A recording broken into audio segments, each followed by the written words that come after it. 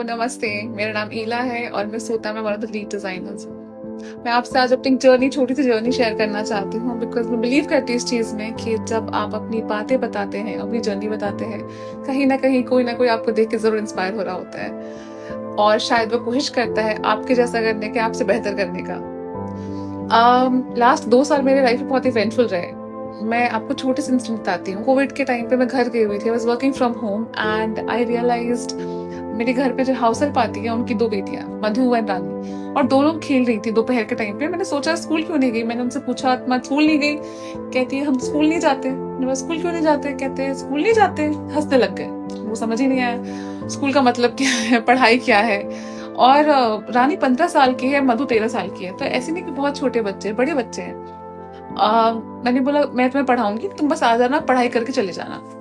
अगले दिन आए नहीं। मैंने पूछा क्यों नहीं आए, तो कहते हैं कि मैं एक जगह काम करने गई थी, वहां पे मुझे खाना मिला। तो मैंने बोला क्या काम था? कहते थोड़ा बहुत काम मम्मी की हेल्प करनी होती है तो खाना देते हैं।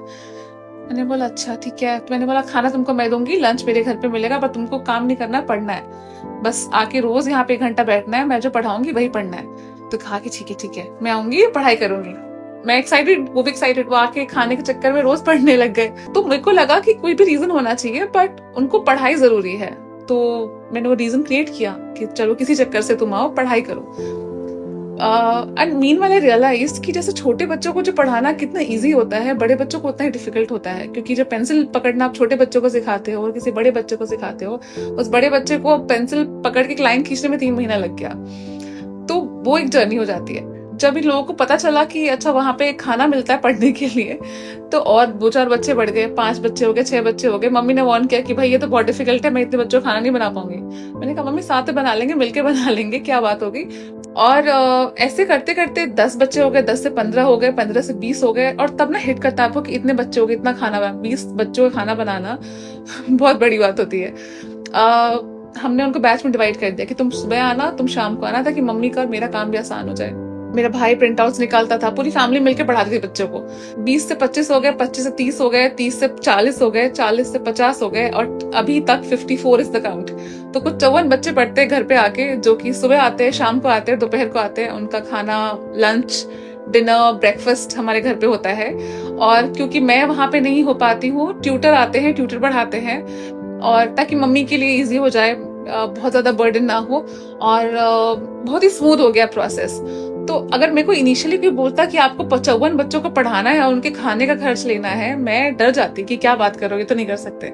लेकिन कैसे होता है ना, आप एक बार, आपका इंटेंट सही हो, आप एक बार कुछ चाह लेते हो कि चलो मेरे को ये करना है, आप शुरू कर देते हो, फिर there is no way going back. आप आगे बढ़ते रहते हो, फिर सारे रास्ते खुल जाते हैं। मेरे को फिर लोगों ने पर्सनली हेल्प किया कि चलो Ila, do you need any help, मैं देता हूँ। मेरे फ्रेंड ने, I remember my friend, he initiated कि मैं थोड़े पैसे दे देता हूँ। ऐसे करते करते कुछ लोग खाना भेजते हैं, बहुत लोग चावल भेजते हैं, and so people around us only. इतना हो जाता है कि इट्स मोर देन इनफ। सोचो 50 बच्चों के लिए हो जाता है।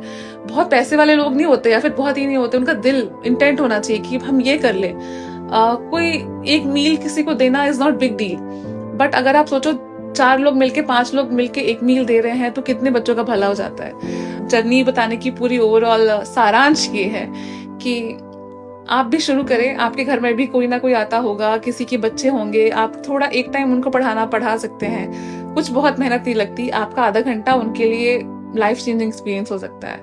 That's all. Thank you. Bye बोलो।